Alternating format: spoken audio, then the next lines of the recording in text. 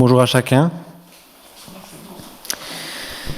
Lorsque je réfléchissais cette semaine à l'organisation de ce culte, cette célébration de Pâques, et à ce que j'allais pouvoir prêcher, j'ai décidé, comme j'ai dit tout à l'heure, de prendre les 4 évangiles, de les lire parallèlement pour me rendre compte de ce qui se ressemble et de ce qui diffère dans toute cette séquence de la mort et de la résurrection de Jésus.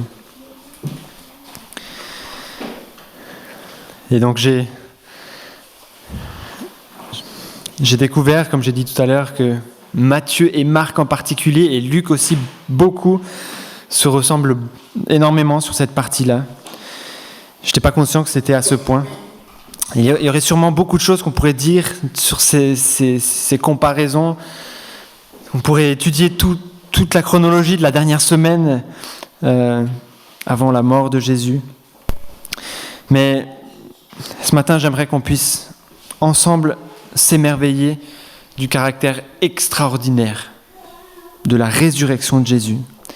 J'aimerais qu'on puisse se plonger dans ce récit pour se rendre compte, comme tous ceux qui l'ont vécu, que ce n'était pas aussi évident que cela. C'était pas quand ils sont parvenus au tombeau et qu'ils ont vu le tombeau ouvert, ils n'ont pas dit « Mais oui, on le savait, oh, c'est trop bien !» Beaucoup d'anxiété, de peur, d'incompréhension, de personnes désemparées, perdues, ne sachant plus que penser. On a là, dans la suite du récit qu'on va lire, fin du chapitre 23, ce qu'on pourrait appeler l'enterrement d'un jeune homme dans la fleur de l'âge.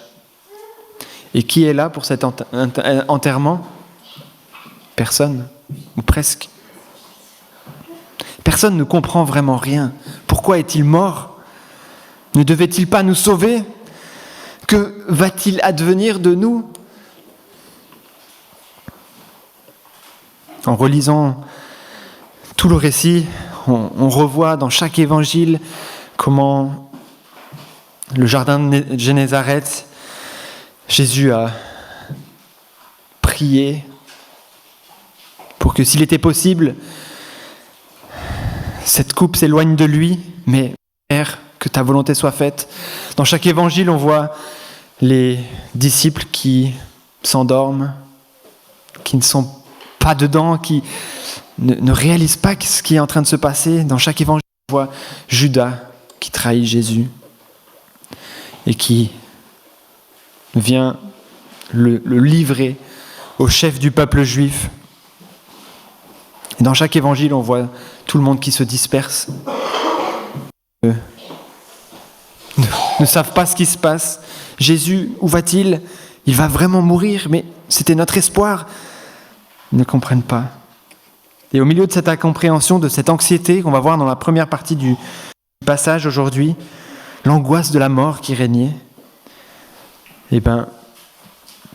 36 heures plus tard, le dimanche matin, la lumière de la vie jaillit, une joie suprême se répand. Jésus est ressuscité.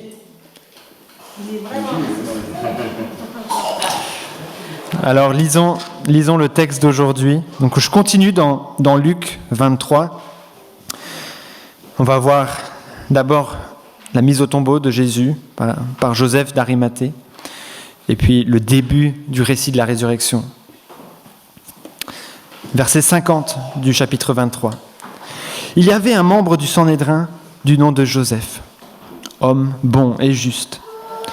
Il ne s'était pas associé à la décision et aux actes des autres. Il était d'Arimathée, ville des Juifs, et il attendait lui aussi le royaume de Dieu. Et demanda le corps de Jésus. Il le descendit de la croix, l'enveloppa dans un drap de lin et le déposa dans un tombeau taillé dans la roche où personne n'avait encore été mis. C'était le jour de la préparation du sabbat. Le sabbat allait commencer. Des femmes qui étaient venues de la Galilée avec Jésus accompagnèrent Joseph. Elles virent le tombeau et la manière dont le corps de Jésus y fut déposé. Puis elles repartirent et préparèrent des aromates et des parfums. Le jour du sabbat, elles se reposèrent, comme le prescrit la loi.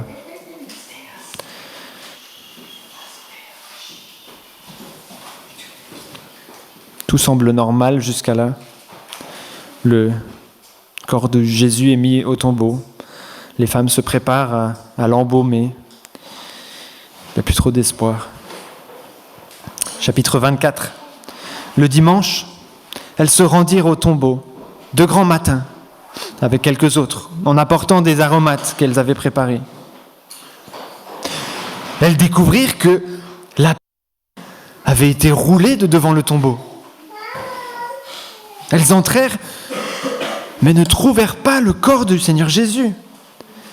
Comme elles ne savaient que penser de cela, voici que 2 hommes leur apparurent, habillés de vêtements resplendissants. Saisies de frayeur, elles tenaient le visage baissé vers le sol. Les hommes leur dirent : « Pourquoi cherchez-vous parmi les morts celui qui est vivant ? Il n'est pas ici, il est ressuscité. Souvenez-vous de ce qu'il vous avait dit lorsqu'il était encore en Galilée. Il faut que le Fils de l'homme soit livré entre les mains des pécheurs, qu'il soit crucifié et qu'il ressuscite le 3e jour. » Elles se souvinrent alors des paroles de Jésus. Et à leur retour au tombeau, elles annoncèrent tout cela aux 11 et à tous les autres. Celles qui racontèrent cela étaient Marie de Magdala, Jeanne, Marie la mère de Jacques et les autres femmes qui étaient avec elles. Mais ils prirent leur discours pour des absurdités. Ils ne crurent pas ces femmes. Cependant, Pierre se leva et courut au tombeau. Il se baissa et ne vit que les bandelettes qui étaient par terre. Puis il s'en alla chez lui, tout étonné de ce qui était arrivé.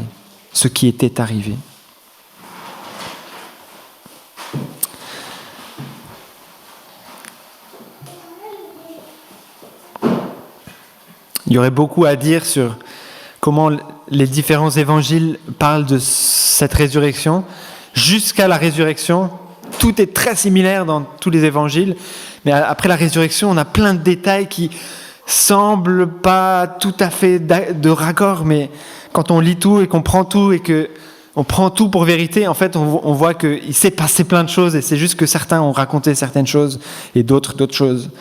Mais c'était assez spécial ce moment-là. Ils comprenaient pas, ils comprenaient un peu. On voit les femmes là qui se souviennent maintenant des paroles de Jésus, mais les disciples qui ne croient pas. Il va falloir du temps jusqu'à ce que tout le monde soit convaincu que Jésus est ressuscité. Alors on va voir 2 parties dans le texte d'aujourd'hui. D'abord, la certification du décès. L'auteur, Luc, veut montrer que c'est sûr, Jésus est mort. Il veut le certifier. Et cette mise au tombeau par Joseph d'Arimathée est relatée dans les 4 évangiles. Tout est normal, classique.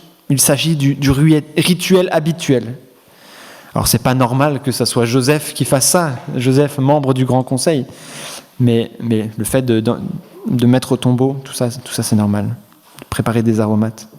Et ensuite vient la 2e partie, extraordinaire, merveilleuse. L'histoire prend une tournure surnaturelle. Chaque évangile, comme j'ai dit, le rapporte un peu différemment ce dimanche matin.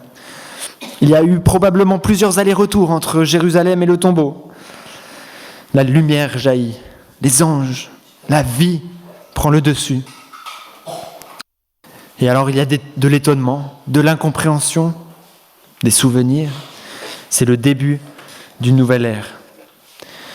Donc voyons rapidement ces parties, je ne veux pas que ça soit trop long. On aura encore par la suite des chants et une petite méditation de John Bloom. Mais j'aimerais qu'on puisse s'émerveiller de cette résurrection à travers ce texte. Et donc on a d'abord la certification du décès. On a donc Joseph, c'est comme un député, on pourrait dire, dans notre monde actuel. Il faisait partie de la plus grande instance décisionnaire du peuple juif de l'époque, le Grand Conseil. Un homme bon et droit, digne d'être cru. Sa parole a une valeur. Et quand il est raconté que c'est lui qui a mis Jésus au tombeau, ça donne du poids à ces événements. Et il est dit qu'il n'avait pas approuvé la décision ni les actes des autres membres du Grand Conseil. Et puis dans le récit de Jean, on voit qu'il était accompagné de Nicodème. Et le Grand Conseil, c'est justement ces chefs juifs qui ont payé Judas pour livrer Jésus. Ce sont eux qui, présidés par le grand prêtre Caïphe, ont accusé Jésus, l'ont amené devant Pilate pour le faire condamner. Ce sont eux qui ont excité la foule pour qu'il crie à Pilate « Crucifie-le, crucifie-le !» jusqu'à ce qu'il cède. Et ce sont eux aussi qui ont fait mettre cette garde romaine devant le tombeau et qui, au retour de la garde, ont fait répandre l'idée selon laquelle les disciples de Jésus avaient récupéré le corps en dépit des soldats qui étaient là. Mais Joseph a eu le courage de nager à contre-courant. Il a osé se désolidariser des autres, risquer sa réputation et peut-être sa vie pour honorer Jésus en prenant sa dépouille, en l'entourant dans un drap de lin et en le déposant dans ce qui était vraisemblablement son tombeau à lui. Et c'est un exemple pour nous, que vous pouvez prendre aussi ce matin, de quelqu'un qui ne s'est pas laissé entraîner par la foule, entraîné par tous ceux qui pensaient autrement que lui, mais qui a tenu ferme, qui a nagé à contre-courant, qui a mis Dieu à la première place, qui a voulu honorer Jésus avant tout. Puis il y a également ces femmes qui ont vu ce cadavre, qui ont observé où il avait été mis. Elles voulaient l'embaumer, mais le sabbat les contraignait à attendre le dimanche matin. Et donc elles préparent des huiles aromatiques, des parfums chez elles pour être prêtes pour le dimanche. Elles aussi apportent la preuve de la mort de Jésus. Elles l'ont vu. Elles étaient décidées à faire ce qu'il faut pour embaumer le mort. Elles étaient sûrement décontenancées, tristes, dans l'incompréhension, mais elles aussi voulaient honorer Jésus jusqu'à la fin et embaumer son corps. Et donc c'est sûr, à la fin du chapitre 23, c'est sûr, Jésus est mort et enterré. Et puis, 36 heures plus tard, on arrive à notre deuxième partie, tout change. Tout change.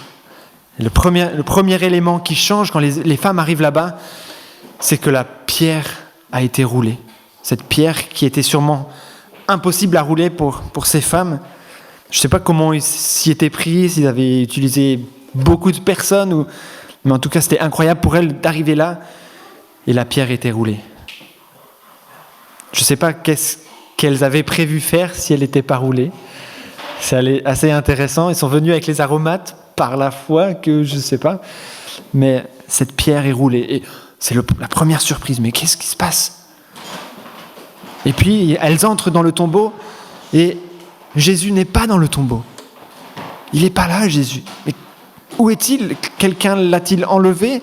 C'était la seule chose qu'elle pouvait s'imaginer. Ouais, quelqu'un a pris le corps, l'a mis ailleurs, mais où est-il ? Nous, on voulait l'embaumer. Et arrivent du coup les anges, envoyés par Dieu, un événement extraordinaire qui arrive quelquefois dans le Nouveau Testament, mais quand même très rarement. Et là, Dieu a décidé d'envoyer des anges pour cet événement extraordinaire, pour apporter la lumière dans le monde, pour annoncer que Jésus est ressuscité. Et alors ils disent, mais pourquoi cherchez-vous parmi les morts celui qui est vivant ? Il n'est pas ici, mais il est ressuscité.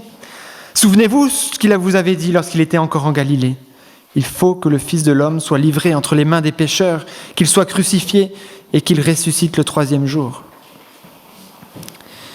Alors c'est intéressant de voir que les réactions des femmes à ce moment-là, c'est pas « Waouh ! On le savait ! Incroyable, il est où ?» Mais il y a quand même ce souvenir. Oui, c'est vrai. Jésus nous l'avait dit. Jésus nous l'avait promis. Et il l'avait répété. On le voit dans les évangiles. Il l'avait répété à maintes reprises aux disciples, à ceux qui étaient là, qu'il allait mourir.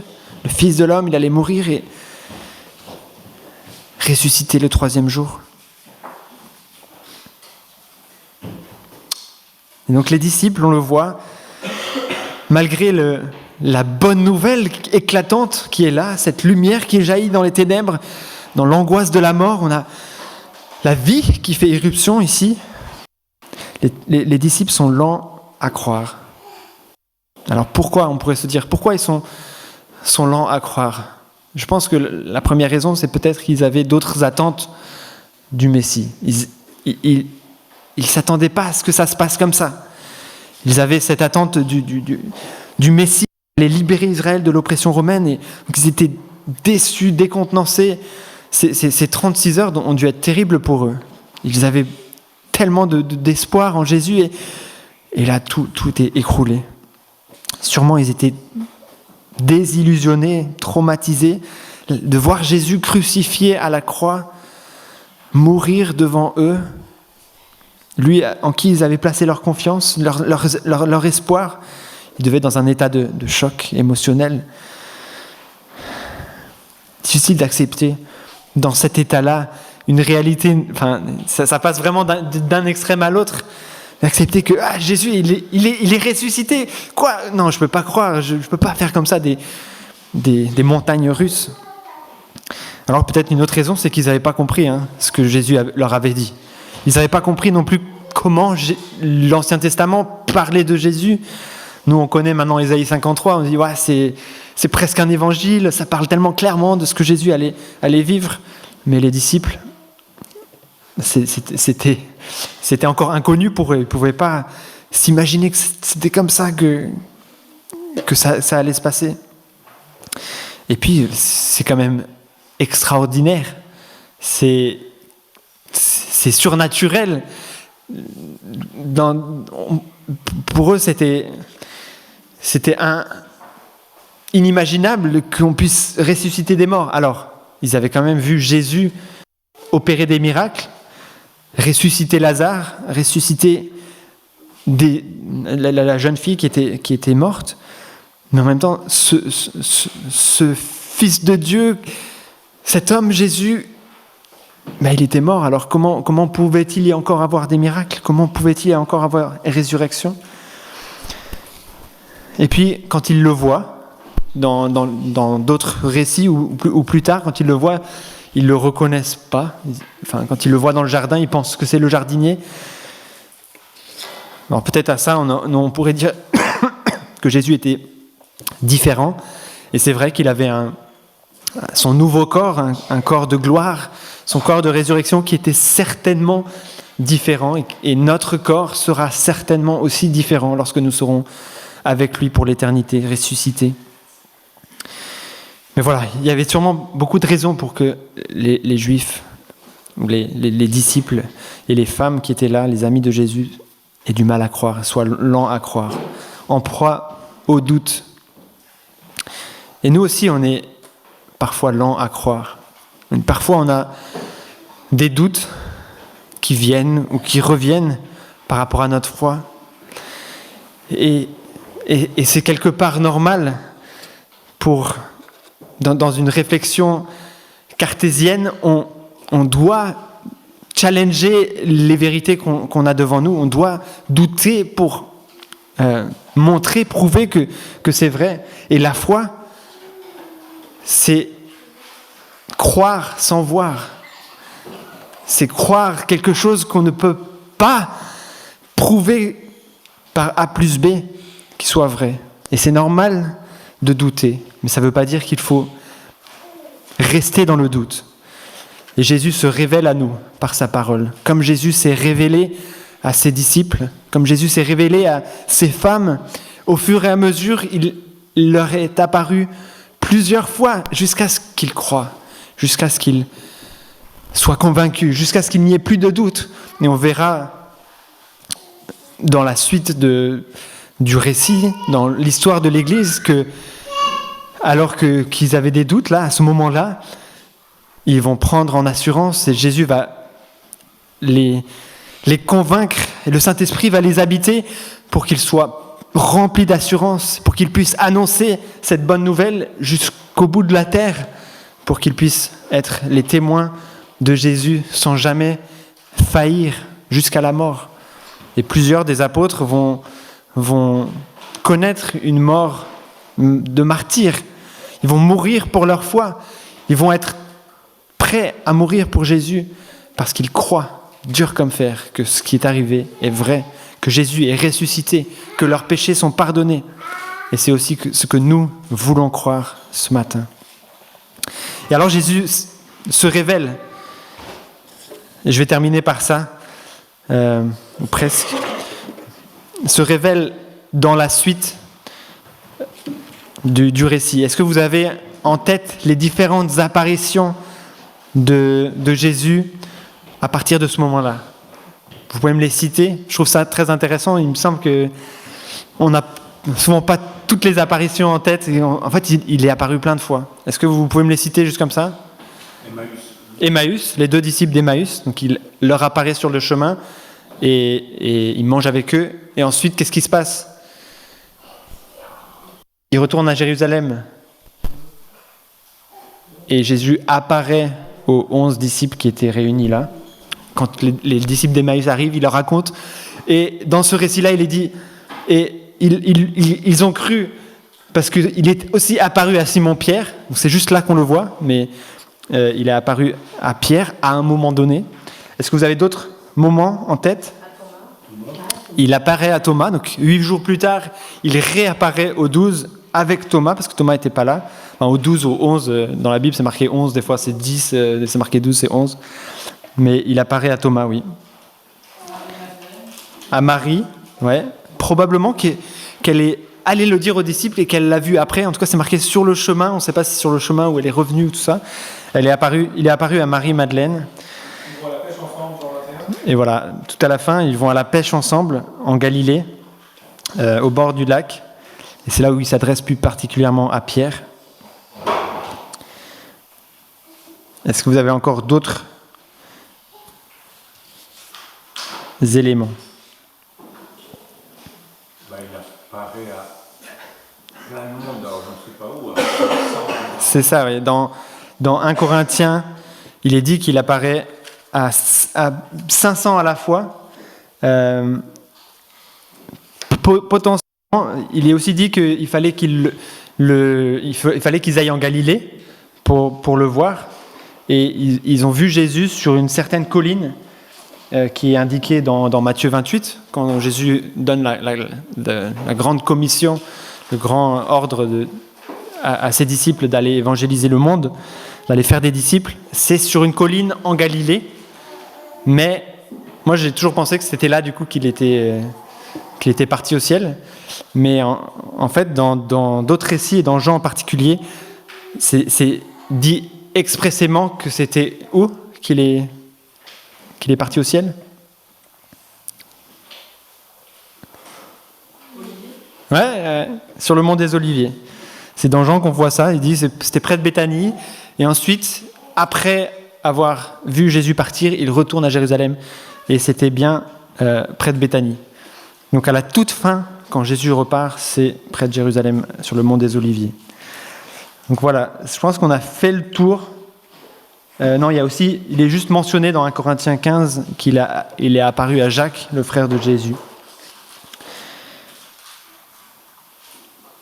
Voilà, je trouvais ça intéressant de se rappeler qu'il est apparu plein de fois. En fait, pendant 40 jours, il est dit, il me semble que c'est dans Actes, qu'il est apparu aux disciples avant de repartir. C'est pour ça que l'ascension, c'est 40 jours après. Bref. Alors, est-ce qu'on croit à la réalité de la résurrection? Qu'est-ce que ça change pour nous?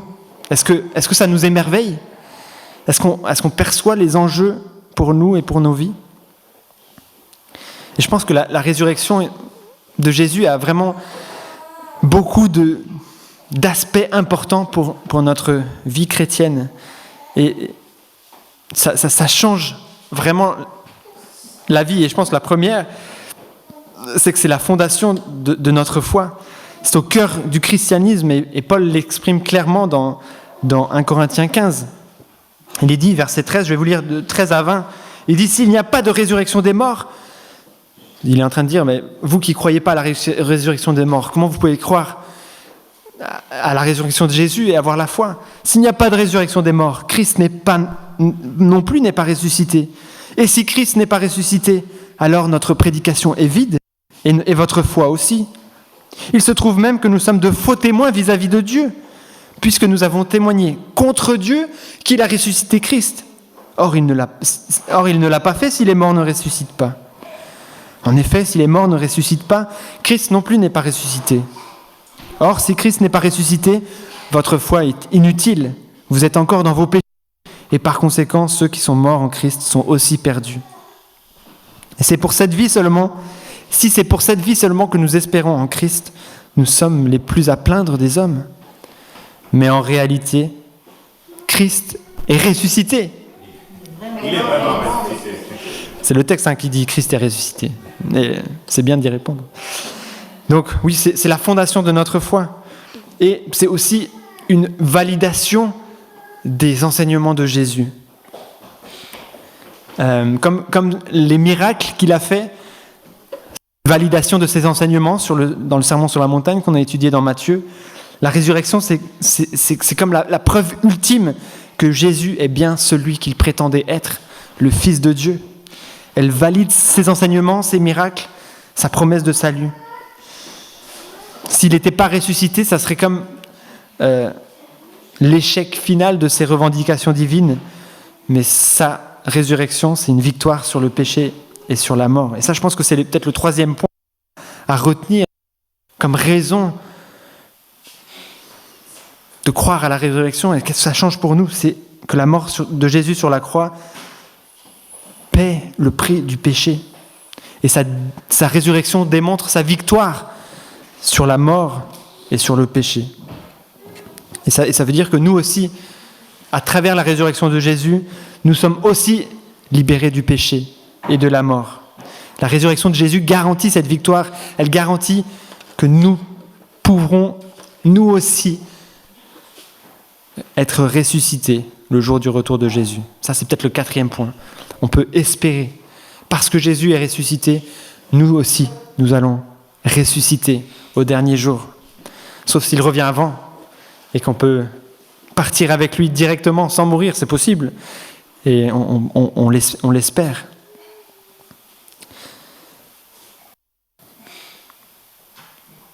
Et puis, la résurrection, ça veut dire aussi que Jésus est vivant. Et il est maintenant dans le ciel et il intercède pour nous. Et nous pouvons prier Dieu en sachant que Jésus est notre médiateur et qu'il nous prépare une place. Ça aussi, c'est une des conséquences de la résurrection de Jésus. Et puis la résurrection de Jésus, c'est aussi ce qui a permis à Jésus de monter au ciel et de nous envoyer le don qu'il nous avait promis, le don du Saint-Esprit, pour qu'il puisse habiter en nous, pour nous encourager, pour nous aider à poursuivre notre mission sur la terre en attendant qu'il revienne. Et donc il y a plein de raisons de croire à la résurrection de Jésus, de ne pas douter. Il y a plein de conséquences de la résurrection de Jésus. J'aimerais qu'on puisse s'en souvenir. Je vais prier maintenant et tout à l'heure on va encore lire la fin de Luc après avoir chanté et prié. Oui Seigneur Jésus, merci pour ta parole. Merci pour le texte du récit de ta crucifixion et de ta résurrection. Seigneur, oui, cela ne fait pas de doute, tu es mort à la croix. Tu as été crucifié. Tu as pris sur toi le poids de nos fautes, Seigneur. La colère qui était censée tomber sur nous, Seigneur, est tombée sur toi. Tu as été séparé de ton Père. Tu as dit, mon Dieu, pourquoi m'as-tu abandonné? C'était certainement des heures terribles, pires qu'on peut imaginer, Seigneur, que tu as vécu là. À la fois physiquement, mais aussi surtout spirituellement. Seigneur, tu as pris sur toi la colère de Dieu. Seigneur, tous les péchés que nous avons commis, Seigneur, c'est toi qui as payé à la croix. Et nous voulons t'en remercier. Nous voulons venir à toi avec des cœurs repentants, avec des cœurs remplis de reconnaissance, avec des cœurs prêts à te suivre et à t'obéir. Toi qui es ressuscité, Oui Seigneur, tu es ressuscité, tu es vraiment ressuscité. Tu as vaincu la mort, tu as vaincu le péché. Et ta résurrection est la preuve que nous sommes délivrés de la mort et du péché. Elle est la preuve que nous pouvons croire en toi, que nous pouvons espérer en toi, que nous pouvons espérer être nous aussi un jour avec toi, espérer dans la vie future. Parce que si tu n'es pas ressuscité, nous sommes les plus à plaindre des hommes, comme disait Paul. Seigneur, merci parce que ton plan, tu l'as prévu dès avant la fondation du monde et tu l'as déroulé sans accroc. Seigneur, tu es souverain sur toutes choses. Tu as fait l'impossible pour nous. Seigneur, c'est tellement incroyable de réaliser toujours à nouveau que le Fils de Dieu, Dieu lui-même, nous a tellement aimés qu'il s'est fait homme. Et pas seulement il s'est fait homme, mais il s'est humilié jusqu'à la croix pour prendre sur lui nos péchés, pour souffrir pour nous. Mais Seigneur, c'est incroyable. Nous voulons être remplis de reconnaissance, de repentance, et te demander de transformer nos vies, de continuer de nous faire avancer sur le chemin étroit dont tu as parlé sur la montagne, que nous puissions persévérer jusqu'au bout, jusqu'au jour où on sera enfin réunis avec toi.